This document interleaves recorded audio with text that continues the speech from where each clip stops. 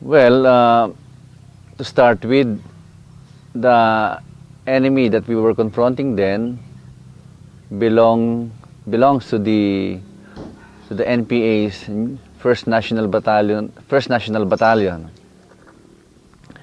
And it was during the early 90s that they were actually conducting several offensives and several atrocities against the AFP, the PNP, and the local residents within Kalinga-Apayao and Cagayan boundaries. Most of these areas are located in Coner-Apayao, Pinukpok, Kalinga-Apayao, and in Tuao, Cagayan. And during this time, the CPP-NPA rather, has been committing several atrocities, and these were in the form of extortion, liquidation, raids, harassment of several AFP and PNP patrol bases and detachments. Now, as for my experience there in the Pugin, Mabiga, Tuao areas, all I can say is that the critical factor for a ground commander to lead his personnel in order to accomplish a mission is, of course, his leadership. It is a very important part of a mission, or rather, it is a very important part of accomplishing a mission that the leader, the detailed commander for that matter, has a very motivating, sterling, and influencing type of leadership. And that is what happened. And during those times, we were confronting basically, as per intelligence reports then, supposedly we were engaging the First National Battalion. But per our organization, that enemy size is not actually a battalion, but a composition of several undersized companies, under, of course, several communist terrorist leaders. Cut muna tayo, no?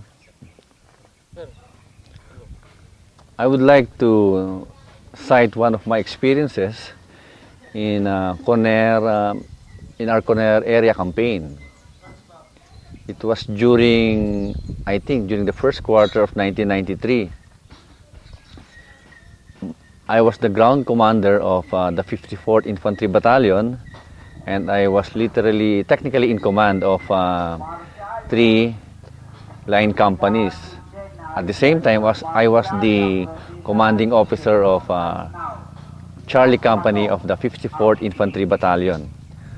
The commander of the battalion then was Colonel Joselito Cadiliña, and I think he's now retired. Well, the mission was for us to clear a ridge line.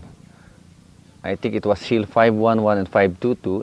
It is a long ridge, around a 2-kilometer ridge, and there were reports that CPP or city groups are encamped in that area.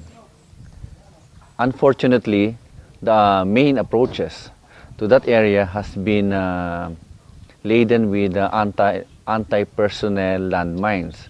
All of these landmines are improvised anti-personnel landmines, and we had sad experiences in this kind of landmines. So what I did is to rally my 2 other company commanders and to tell them that we need to clear this area because this is the area where the enemy is, and we need to clear it so that we could go further to another area. And as per task to us by our higher headquarters, reportedly there are several bunkers and fortifications in that area. So we really need to clear that one. So after I conducted a briefing to my 2 other ground commanders, and the plan was basically simple. I would be taking the frontal approach while one of the company commanders would be maneuvering to the left, taking the flank and going to the almost rear of the enemy so that we could surprise him at his rear and eventually clear that ridge line. So that's basically what I did. I tasked then the late Lieutenant Benjamin Enriquez. He was a member of PMA Class 89. He was the maneuvering element. He had a platoon size or a platoon reinforced with him that who were to maneuver to the left, taking the left flank, and take the enemy by surprise at his rear. So in order to accomplish that, he has to move very early in the morning, and he has to make sure that he will be traveling or maneuvering very light. He will not be equipped with, he will not be bringing along with his combat pack with him. Instead, he will only be having his firearms, ammunition, and a packed lunch. We intend to accomplish that mission of clearing Hill 511 and 522 before the end of the day. So we should be there before, at least before 1500, because I am aware that after 1500 it will not be a good ground for us, because the enemy, of course, would be countering our efforts. While I will be taking the front with the majority of the remaining troops.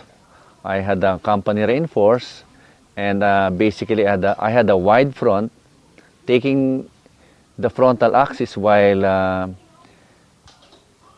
Lieutenant Enriquez Lieutenant Enriquez was taking the left, maneuvering to the left flank and taking the rear. And basically that is what we did. However, we need to coordinate our efforts with the MG pilots, because during that time I was told that I will be utilizing the MG 520 attack helicopters, and I used those helicopters in such a way that they would be able, when they were technically circling the area, we would have the liberty to maneuver quickly, because they are basically afraid of the MGs, and they were holed in that hill, in that ridge line, and while they are holed in, we will be maneuvering swiftly and surprising the enemy, and we will be able to clear that area. And that is what we did. Lieutenant Enriquez took one platoon with him, a reinforced platoon, and maneuvered to the left while I took the front. Before doing this, the helicopters were actually initiating rocket fires and machine gun fires, and to their surprise, there were actually, to the enemy's surprise rather, while they were hiding, we were actually creeping to the front and to the left. Now, as the MG 520's fuel is running out, they have to go back to base. So we have to move fast and get to a position such that we would be able to defend ourselves in the front and to the left flank. And we were able to accomplish that properly through coordination, radio contact with both ground troops, and with the coordination with the Air Force component. So what happened? Lieutenant Enriquez's troops was able to occupy a good portion of the area where he was able to surprise the enemy at their rear, at their left rear actually. At the same time, I was able to creep in to the front while I established a mortar base position which I left behind, and that is just within supporting distance. When the helicopters left, it was then the time when the NPAs showed themselves, and they were actually firing at me. So they were surprised that I was already in their front within a distance that is at a very disadvantageous distance for them. And with the proper coordination to my other rear elements, the mortar platoon, I was able to deliver. They were able to deliver mortar fires, so that I was able to inch in further. And they were not aware at that time that the platoon of Lieutenant Enriquez has actually maneuvered to the rear. And that signaled the time when Lieutenant Enriquez was able to swoop down from his position and surprise the enemy from behind. And so we had a very long skirmish during that time. It took us almost half a day to clear that more than 2-kilometer ridge, Hill 511 and 522. However, we were able to clear that area, and we were able to inflict heavy casualties on the enemy. We were able to recover some of their war material. Some of their firearms were left behind. Some of their improvised landmines were also left behind. Some of their ammunition, and most of their personal belongings were left behind also. And basically they retreated, and we need to conduct pursuit operation. So with what happened, it was actually a combined effort between the ground troops, the ground troops who were rather divided into two.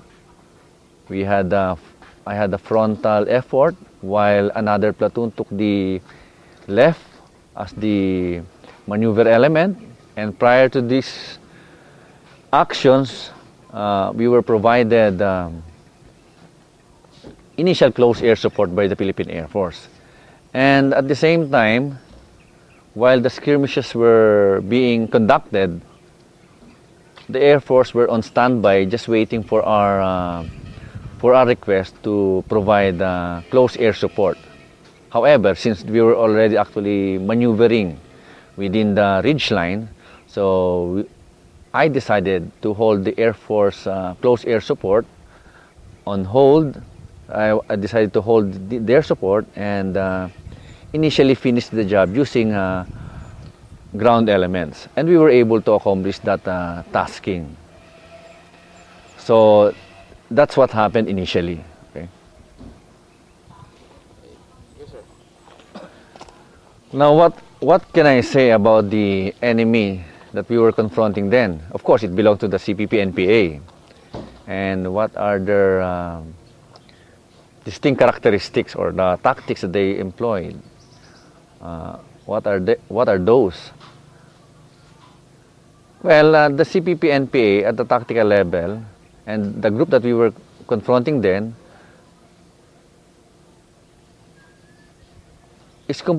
we were composing a large group then. They had cruiser weapon, they have M60 machine guns. I think they had M203 grenade launchers, and they have sniping capability. Back then, they were still utilizing large formations, such that they also have a huge volume of. They could provide a huge volume of fire, but of course, it is no match for our volume, with our firepower. However, they tend to complement their limitations with other tactics, and these tactics involve sniping, immediate withdrawal during engagement, and of course the establishment of landmine areas. So they had improvised landmines made out of makeshift galvanized iron sheets. That was these landmines were packed with high explosives and cut iron nails. It is similar to our claymore mines, and when it explodes, it actually results to a heavy casualty on the part of the government troops because of the wide axis of its of where the sharpnels or the panels would come from. They also had improvised hand grenades. I had the experience of they threw one at me actually. Unfortunately, I was not hit by any of its shrapnel. So the improvised hand grenade is a tin sardine type that is ignited by a 2 or 3 inch fuse. So when one NPA will throw such to you, you could see that as it travels in the air, the fuse is sparkling, or it is ignited, and within seconds it will explode, and it would hurt. It would hurt you or any of the government forces. So they had improvised landmines, improvised hand grenades. They put these devices in the water points. At the water points, wherein they sort of place a wooden plank, that you tend to step onto when you need to get water. So if you would like to get water, you really have to step on that platform, and if you are not aware of the enemy tactics, that wooden plank is actually rigged to a hidden anti-personnel landmine that is pressure activated. And they also have these landmines in place in trails, cleverly in place. So when you try to follow a trail, for example, you are clearing an area, and you tend to disregard some of the SOPs without actually observing or try to make sure that there's no landmines in the area. You tend to become very lax. Then you are unaware that that trail has been rigged with 1 or 2 anti-personnel landmines that is also pressure activated, and in some cases activated through the use of wires or strings. I also experienced, I also discovered during those campaigns, that the NPAs in that area use booby traps, pits filled with bamboo stakes, and these stakes are further made deadlier by bits of metal that reinforces the stakes at its point, at its sharpened point. So, and those are not just 1 or 2 stakes. One pit is laden with around 30 stakes, and these are cleverly covered with pieces of twigs, grasses, and some debris. And it is also located, most of these kind of things are located in trails. And for example, while you are tracking this trail, there will be sniping from the enemy. You tend to seek for cover, and in that area where you intend to seek cover, in some instances, that is the site where the booby traps are located. Some of these pits might be in the size, or basically the size is 2 by 2, and in some cases there are huge pits around more than 6 feet, 7 or 8 feet by 3 feet, such that when you try to jump for cover, then you will be basically going into a pit filled with stakes. So you would end up a casualty. If the enemy would fire at you and you tend to jump for cover, and unfortunately you land in that established stake pit, then you would end up as a casualty. So what else did I learn? So stakes, pit, sniping, anti-personnel landmine, hand grenade, and of course, they also cover themselves. They protect themselves from heavy bombing. I think that is also similar here in Mindanao, where they have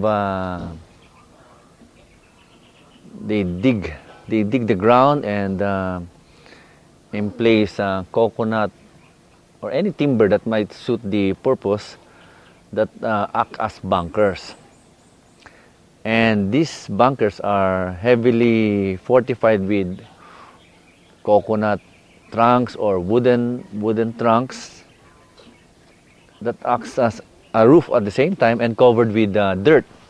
And these are thick roofs.